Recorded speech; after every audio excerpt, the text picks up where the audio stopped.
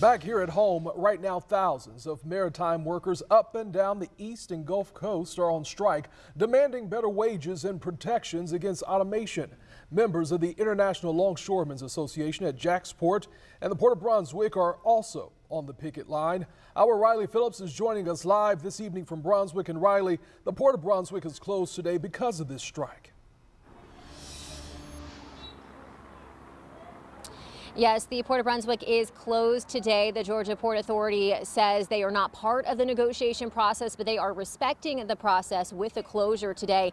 Dozens of union members have been out here picketing since the early morning hours. You can see behind me, some of them are still out here, and they tell me they are prepared to stay on the picket line for as long as it takes. Chanting and waving. Since midnight, members of the International Longshoremen Association have been standing outside the Port of Brunswick calling for a fair contract. A spokesperson for the local union in Brunswick was not available for comment Tuesday. A similar scene in Jacksonville at Jacksport. Members of the ILA there saying they want to send a message to the United Maritime Alliance. Stand by your longshoremen. They've been serving you for years. In the Port of Jacksonville alone, we've been here since 1936.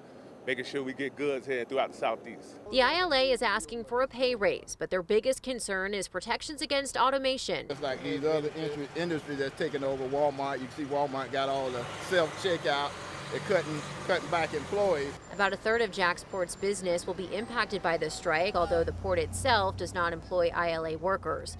While industry experts warn of potential supply shortages, members of the union say they worked hard during the pandemic to keep goods moving, and now they just want what they feel is right. I mean, it's nothing new to us. We do it all day, all night on ships, making sure that America and the world get the products they deserve and receive. We just making sure that we get ours from the greedy employers that's not trying to give us that and showing that they don't respect us by replacing us with machines. No contract!